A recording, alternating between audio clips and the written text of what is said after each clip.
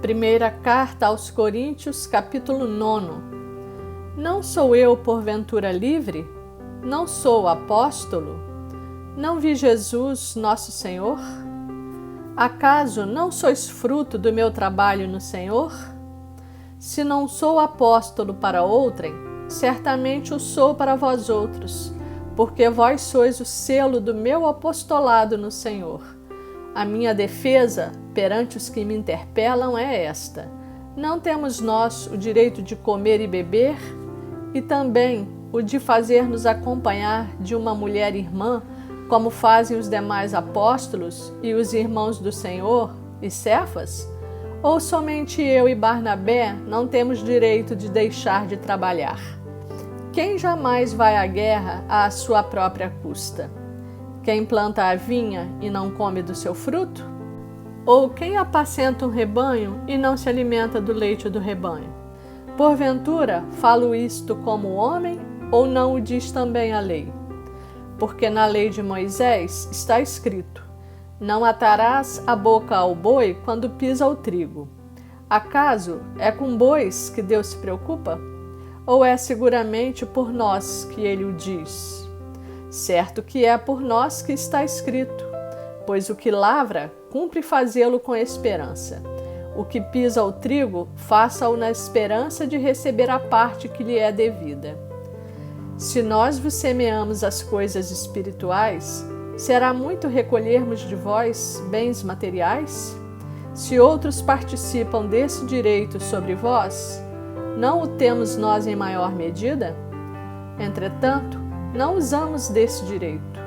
Antes, suportamos tudo para não criarmos qualquer obstáculo ao Evangelho de Cristo. Não sabeis vós que os que prestam serviços sagrados do próprio templo se alimentam? E quem serve ao altar, do altar tira o seu sustento? Assim ordenou também o Senhor aos que pregam o Evangelho que vivam do Evangelho. Eu, porém, não me tenho servido de nenhuma destas coisas e não escrevo isto para que assim se faça comigo, porque melhor me fora morrer antes que alguém me anule esta glória. Se anuncio o Evangelho, não tenho de que me gloriar, pois sobre mim pesa essa obrigação, porque ai de mim se não pregar o Evangelho. Se o faço de livre vontade, tenho galardão. Mas se constrangido, é então a responsabilidade de despenseiro que me está confiada. Nesse caso, qual é o meu galardão? É que, evangelizando, proponha de graça o Evangelho para não me valer do direito que ele me dá. Porque, sendo livre de todos, fiz-me escravo de todos, a fim de ganhar o maior número possível. Procedi para com os judeus como judeu, a fim de ganhar os judeus. Para os que vivem sob o regime da lei, como se eu mesmo assim vivesse, para ganhar os que vivem debaixo da lei, embora não esteja eu debaixo da lei. Ao sem lei, como se eu mesmo o fosse, não estando sem lei para com Deus, mas debaixo da lei de Cristo, para ganhar os que vivem fora do regime da lei. Fiz-me fraco para com os fracos, com o fim de ganhar os fracos. Fiz-me tudo para com todos, com o fim de, por todos os modos, salvar alguns. Tudo faço por causa do Evangelho, com o fim de me tornar cooperador com ele. Não sabeis vós que os que correm no estádio, todos na verdade correm, mas um só leva o prêmio? Correi de tal maneira que o alcanceis. Todo atleta em tudo se domina. Aqueles para alcançar uma coroa corruptível, nós, porém, a incorruptível. Assim corro também eu, não sem meta. Assim luto, não como desferindo golpes no ar, mas esmurro o meu corpo e o reduzo à escravidão, para que, tendo pregado a outros, não venha eu mesmo a ser desqualificado. Primeira carta aos Coríntios, capítulo 10. Ora, irmãos, não quero que ignoreis que nossos pais estiveram todos sob a nuvem e todos passaram pelo mar, tendo sido todos batizados, assim na nuvem como no mar, com respeito a Moisés. Todos eles comeram de um só manjar espiritual e beberam da mesma fonte espiritual, porque bebiam de uma pedra espiritual que os seguia, e a pedra era Cristo. Entretanto, Deus não se agradou da maioria deles, razão porque ficaram prostrados no deserto. Ora, estas coisas se tornaram exemplos para nós, a fim de que não cobicemos as coisas más como eles cobiçaram. Não vos façais, pois, idólatras, como alguns deles, porquanto está escrito: o povo assentou-se para comer e beber, e levantou-se para divertir-se. E não pratiquemos imoralidade, como alguns deles o fizeram, e caíram num só dia 23.000. Não ponhamos o Senhor à prova, como alguns deles já fizeram, e pereceram pelas mordeduras das serpentes. Nem murmureis, como alguns deles murmuraram, e foram destruídos pelo exterminador. Estas coisas lhes sobrevieram como exemplos e foram escritas para advertência nossa, de nós outros, sobre quem os fins dos séculos têm chegado. Aquele, pois, que pensa estar em pé, veja que não caia. Não vos sobreveio tentação que não fosse humana, mas Deus é fiel e não permitirá que sejais tentados além das vossas forças. Pelo contrário, juntamente com a tentação, vos proverá livramento, de sorte que a possais suportar. Portanto, meus amados, fugi da idolatria. Falo como a criteriosos. Julgai vós mesmos o que digo. Porventura, o cálice da bênção que abençoamos não é a comunhão do sangue de Cristo? O pão que partimos não é a comunhão do corpo de Cristo? Porque nós, embora muitos, somos unicamente um pão, um só corpo, porque todos participamos do único pão. Considerai o Israel segundo a carne. Não é certo que aqueles que se alimentam dos sacrifícios são participantes do altar? Que digo, pois? Que o sacrifício ao ídolo é alguma coisa? Ou que o próprio ídolo tem algum valor? Antes, digo que as coisas que eles sacrificam é a demônios que as sacrificam, e não a Deus. E eu não quero que vos torneis associados aos demônios. Não podeis beber o cálice do Senhor e o cálice dos demônios. Não podeis ser participantes da mesa do Senhor e da mesa dos demônios. Ou provocaremos zelos no Senhor? Somos, acaso, mais fortes do que Ele?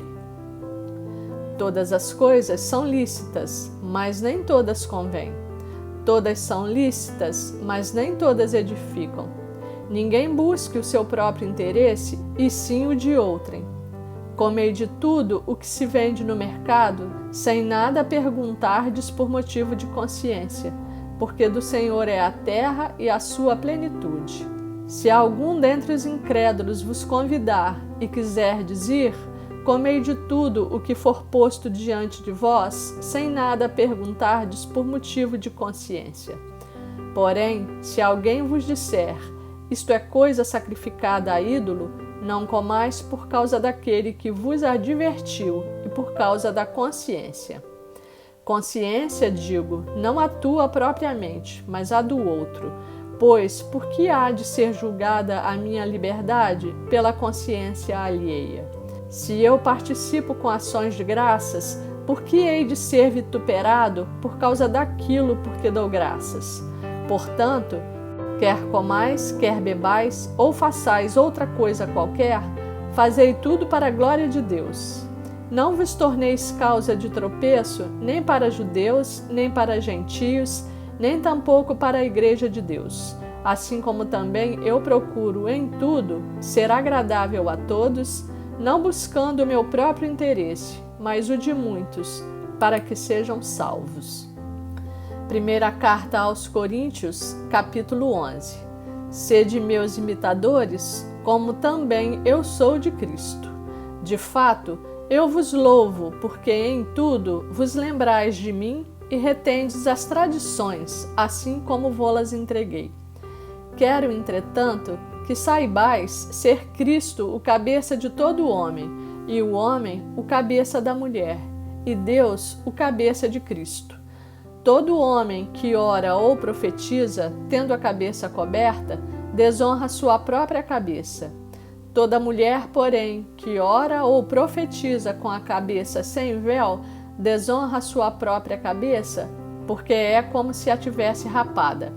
Portanto, se a mulher não usa véu, nesse caso que rape o cabelo. Mas se lhe é vergonhoso o tosquiar-se ou rapar-se, cumpre-lhe usar véu. Porque, na verdade, o homem não deve cobrir a cabeça, por ser ele imagem e glória de Deus, mas a mulher é glória do homem. Porque o homem não foi feito da mulher, e sim a mulher do homem. Porque também o homem não foi criado por causa da mulher, e sim a mulher por causa do homem. Portanto, deve a mulher, por causa dos anjos, trazer véu na cabeça como sinal de autoridade. No Senhor, todavia, nem a mulher é independente do homem, nem o homem independente da mulher. Porque como provém a mulher do homem, assim também o homem é nascido da mulher. E tudo vem de Deus. Julgai entre vós mesmos. É próprio que a mulher ore a Deus sem trazer o véu? Ou não vos ensina a própria natureza ser desonroso para o homem usar cabelo comprido? E que, tratando-se da mulher, é para ela uma glória? Pois o cabelo lhe foi dado em lugar de mantilha. Contudo, se alguém quer ser contencioso, saiba que nós não temos tal costume, nem as igrejas de Deus. Nisto, porém, que vos prescrevo, não vos louvo, porquanto vos ajuntais não para melhor, e sim para pior. Porque, antes de tudo, estou informado haver divisões entre vós quando vos reunis na igreja, e eu, em parte, o creio, porque até mesmo importa que haja partido entre vós, para que também os aprovados se tornem conhecidos em vosso meio. Quando, pois, vos reunis no mesmo lugar, não é a ceia do Senhor que comeis. Porque ao comerdes, cada um toma antecipadamente a sua própria ceia. E há quem tenha fome, ao passo que há também quem se embriague. Não tendes, porventura, casas onde comer e beber? Ou menosprezais a igreja de Deus e envergonhais os que nada têm? Que vos direi? Louvar-vos-ei? Nisto certamente não vos louvo. Porque eu recebi do Senhor o que também vos entreguei, que o Senhor Jesus, na noite em que foi traído, tomou o pão e, tendo dado graças, o partiu e disse: Isto é o meu corpo que é dado por vós. Fazei isto em memória de mim. Por semelhante modo, depois de haver ceado, tomou também o cálice, dizendo: Este cálice é a nova aliança no meu sangue. Fazei isto todas as vezes que o beberdes em memória de mim. Porque todas as vezes que comerdes este pão e beberdes o cálice, anunciais a morte do Senhor até que ele venha. Por isso, aquele que comer o pão ou beber o cálice do Senhor indignamente, será réu do corpo e do sangue do Senhor. Examine-se, pois, o homem a si mesmo, e assim coma do pão e beba do cálice. Pois quem come e bebe sem discernir o corpo, come e bebe juízo para si. Eis a razão por que há entre vós muitos fracos e doentes, e não poucos que dormem. Porque se nos julgássemos a nós mesmos, não seríamos julgados.